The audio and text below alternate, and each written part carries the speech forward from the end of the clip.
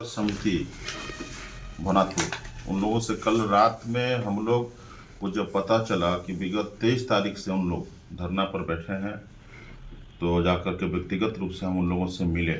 और जब मिले तो देखे कि इस ठंड के मौसम में 60 साल, 65 साल, 70 साल तक की माताएं अपने बकाया मजदूरी के लिए वहाँ पर उन लोग इस ठंड में धरना पर बैठी हैं। बुजुर्ग बैठे हैं और नौजवान लोग भी बैठे हुए हैं, उनके परिवार के लोग बैठे हुए हैं।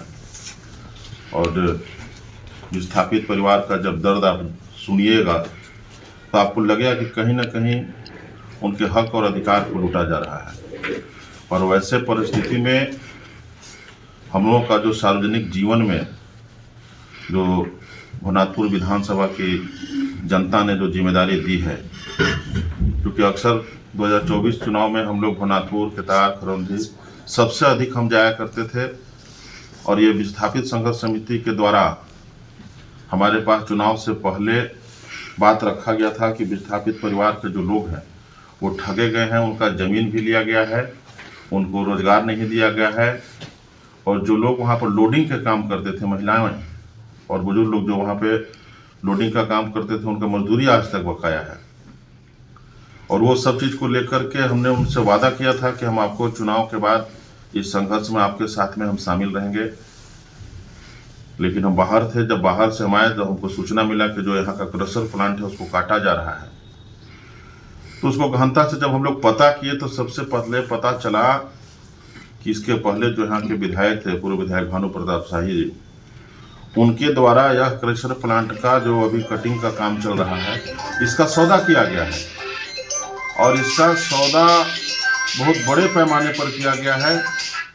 10 करोड़ रुपया लेकर के पूर्व विधायक भानु प्रताप के द्वारा यह क्रशर प्लांट को इसका टेंडर करा करके इसका कटिंग काम को, जो कटिंग हो रहा है, इसको शुरू कराया गया है। और इसको हम आप लोगों को बताना चाहेंगे कि यह क्रशर प्लांट जो है अब कटेगा नहीं। कल से हम विस्थापित परिवार के साथ में धरना में हम लोग शामिल होंगे।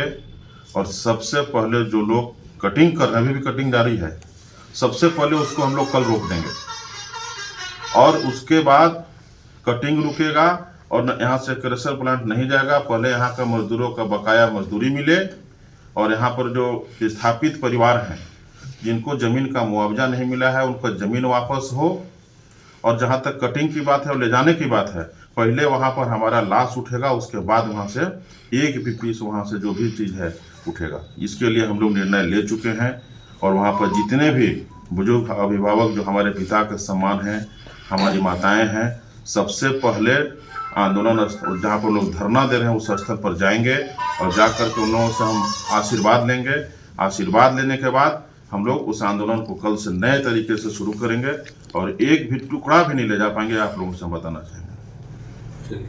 यह निर्णय आपका व्यक्तिगत निर्णय है या झारखंड मुक्ति मोर्चा का निर्णय है? देखिए, जब पार्टी में हम लोग हैं तो पार्टी का भी निर्णय है, पार्टी के नेताओं को अवगत हम लोगों के द्वारा कराया जाएगा। लेकिन जब क्षेत्र में जाते हैं जनता के बीच में, तो अगर व्यक्तिगत रूप से जाते हैं, उनका बात को सुनते हैं, तो निर्णय तो लेना पड़ेगा।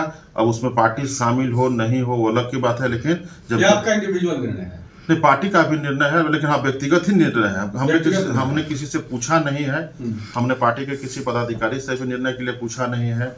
लेकिन जब विस्थापित परिवार के बीच में गए थे और चुनाव के समय में उन लोग जब संघर्ष में शामिल हुए थे, तो उस समय भी हम पार्टी से नहीं पूछे थे कि हम जनता के बीच में कहाँ जा रहे हैं, जनता से कहाँ हम क्या वादा कर रहे हैं, जनता के संघर्ष में कहाँ शामिल हम हो रहे हैं, कहाँ सुख दुख में शामिल हो रहे हैं। और जब वहाँ पर 60 साल 70 साल की माताएं हैं, वहाँ पर बुजुर्ग गार्जियन है, वैसे लोग जब आज वहाँ पर इस ठंड के महीना में वहाँ पर जा कर के परेशान हैं और धरना पर बैठे हैं, तो हम समझते हैं कि पार्टी से ऊपर का चीज़ है। और इसमें हम लोगों को, क्या इसमें विधायक जी का भी सहयोग रहेगा? विधायक जी भी इसमें शामिल होंगे?